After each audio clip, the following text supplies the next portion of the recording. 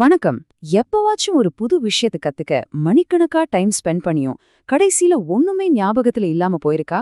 அந்த பிரச்சனைக்கான ஒரு சூப்பரான தீர்வு பத்திதான் இந்த 3 மணி நேர கற்றல் முறை பகுதியில நம்ம பார்க்க போறோம். நம்மள நிறைய பேருக்கு இது நடந்திருக்கும். ஒரு புது விஷயத்த கத்துக்க ஒரு முழு டுட்டோரியல் வீடியோவை மணிக்கணக்கா உட்கார்ந்து பார்ப்போம். ஆனா கடைசில பார்த்தா எதுவுமே மண்டையில ஏறி இருக்காது. நம்ம நேரம் வீணாயிடுச்சேன்னு ஒரு ஃபீலிங் வரும். இந்த பிரச்சனைக்கே ஒரு பேரு கூட இருக்கு. அதுதான் கன்சம்ப்ஷன் ட்ராப், அதாவது நுகர்வு பொறி. சிம்பிளா சொல்லணும்னா, நீங்க தகவலை சும்மா உள்வாங்குறீங்களே தவிர உண்மையில அதை கத்துக்கல. இதிலிருந்து எப்படி வெளியே வருதுன்னு தான் நாம பார்க்க போறோம். சரி, அந்த கன்சம்ப்ஷன் ட்ராப்லேருந்து வெளியே வரத்துக்கு ஒரு சூப்பரான வழி இருக்கு. இனிமே சும்மா செயலற்ற முறையில வீடியோவை பார்க்கறத விட்டுட்டு ஒரு விஷயத்துல எப்படி முழுமையா தேர்ச்சி அடையலான்னு ஒரு தெளிவான 3 மணி நேர ப்ளூ பிரிண்ட்டை இப்ப நம்ம பார்க்கலாம். ஆமாங்க, வெறும் 3 மணி நேரம்தான். என்னது 3 மணி நேரத்திலயா அப்படின்னு நீங்க கேக்குறது புரியுது. ஆனா இந்த நேரத்தை நம்ம ரொம்ப கவனமா ஒரு குறிப்பிட்ட முறையில பயன்படுத்தும் போது அது உங்க கத்துக்கிற விதத்தையே மொத்தமா மாத்திடும். இதோ பாருங்க, இதுதான் அந்த முழுமையான பயணம். முதல்ல சும்மா பார்க்கறதுல ஆரம்பிச்சு அதை ஆழமா புரிஞ்சுக்கிட்டு கடைசியில மத்தவங்களுக்கு விளக்குற அளவுக்கு போறது வரைக்கும் ஒவ்வொரு ஸ்டெப்புக்கும் எவ்ளோ நேரம்னு தெளிவா கொடுத்திருக்கு. ஓகே, நம்ம பயணத்தோட முதல் கட்டத்துக்குள்ள போகலாம். இந்த ஃபர்ஸ்ட் 1 hour இருக்கு இல்லையா, இதோட முழு நோக்கமே நாம கத்துக்க போற டாபிக்க மேலோட்டமா பார்க்காம அத பத்தி ஒரு ஆழமான புரிதல் ஏற்படுத்தி ஒரு ஸ்ட்ராங்கான அடித்தளம் போடுறதுதான். இந்த ஒரு மணி நேரத்தை நம்ம சிம்பிளா 3 ஸ்டெப்பா பிரிக்கிறோம். முதல்ல ஒரு 10 நிமிஷம் சும்மா ஒரு தடவை பார்க்கறது. அப்புறம் ஒரு 20 நிமிஷம் அத ஆழமா புரிஞ்சுக்க முயற்சி பண்றது. கடைசியா ஒரு 30 நிமிஷம் எதையும் பார்க்காம பிராக்டிஸ் பண்றது. 10 நிமிஷம் ரொம்ப சிம்பிள். நீங்க பார்க்குற வீடியோவையோ இல்ல படிக்கிற புத்தகத்தையோ நோட்ஸ் எடுக்காம பாஸ் பண்ணாம ஒரே மூச்சுல முழுசா பார்த்துடுங்க.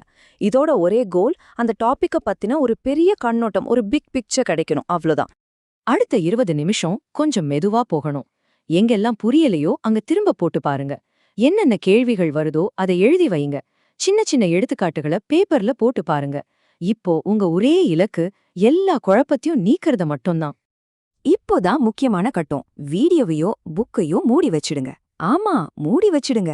அடுத்த 30 நிமிஷத்துக்கு நீங்க கத்துக்கிட்டத வச்சு கணக்குகளை மனசுக்குள்ளேயே தீர்க்க முயற்சி பண்ணுங்க. இது உங்க மனசுல ஒரு தன்னம்பிக்கையை உருவாக்கும். இது ரொம்ப ரொம்ப முக்கியமான படி. சூப்பர்! புரிதலுக்கான முதல் கட்டத்தை வெற்றிகரமா முடிச்சாச்சு. ஆனா ஒரு விஷயத்தை புரிஞ்சுக்கிறது மட்டும் போதுமா? நிச்சயமா இல்ல. உண்மையான கற்றல் எப்போ நடக்கும்னா அதை நாம செயல்முறைப்படுத்தும் போதுதான்.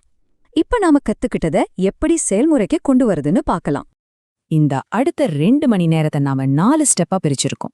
நல்ல தெளிவான குறிப்புகள் எடுக்கிறது, அத கோடா மாத்துறது, அதுல இருக்கிற தப்பெல்லாம் சரி பண்ணி இன்னும் பெட்டர் ஆக்குறது, கடைசியா ஒரு ஃபைனல் டெஸ்ட். இப்ப நீங்க ஒரு தெளிவான நோட்ஸ் ரெடி பண்ணணும். முக்கியமான ஃபார்முலா, கண்டிஷன்ஸ், அப்புறம் சில நல்ல எடுத்துக்காட்டுகளோட ஒரே பக்கத்துல எல்லாத்தையும் சுருக்கமா எழுதுங்க. இதோட நோக்கம் என்னன்னா, பின்னால எப்போவாச்சும் இத திரும்ப பார்க்கும்போது சட்டுன்னு எல்லாத்தையும் ஞாபகப்படுத்திக்கிறதுக்கு தான். இப்போதான் உண்மையான விளையாட்டு ஆரம்பிக்குது. நீங்க கத்துக்கிட்ட லாஜிக்க கோடா மாத்தணும். சும்மா 2-3 இன்புட் கொடுத்துட்டு விடுறாதீங்க. நார்மல் கேஸ், எட்ஜ் கேஸ், ஏன் தப்பான இன்புட்டை கூட கொடுத்து டெஸ்ட் பண்ணி பாருங்க. இது நீங்க கத்துக்கிட்டது லாஜிக்கலா கரெக்டானு கன்ஃபார்ம் பண்ணும். அடுத்து நீங்க எழுதுன கூட நீங்களே உடைக்க முயற்சி பண்ணுங்க. ஆமா, நீங்களே தான். தப்பான இன்புட் கொடுங்க. இது எந்த இடத்துலலாம் ஃபெயில் ஆகும்னு யோசிங்க. நாம பண்ற தப்புல இருந்து கத்துக்கிற அளவுக்கு வேற எதுல இருந்தோ ஆழமா கத்துக்க முடியாது. கடைசியா நீங்க உண்மையிலேயே மாஸ்டர் ஆயிட்டீங்களான்னு செக் பண்றதுக்கு ஒரு ஃபைனல் டெஸ்ட்.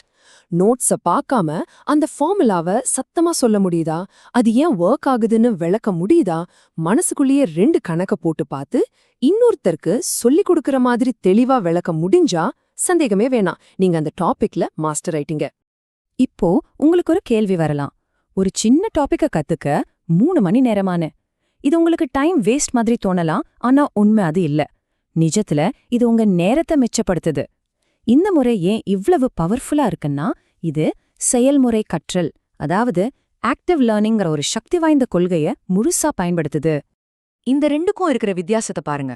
ஒரு பக்கம் சும்மா வீடியோ பார்க்கறது, ஃபார்முலாவை மனப்பாடம் பண்றது, இது பாசிவ் லேர்னிங். இதுல பெருசா பிரயோஜனம் இல்ல. ஆனா இன்னொரு பக்கம் பாருங்க, லாஜிக்க புரிஞ்சுக்கிறது, மனசுக்குள்ள பிராக்டிஸ் பண்றது, நோட்ஸ் எடுக்கிறது, கோடு பண்றது, டெஸ்ட் பண்றது, தப்ப திருத்துறது, கடைசியா மத்தவங்களுக்கு விளக்குறது.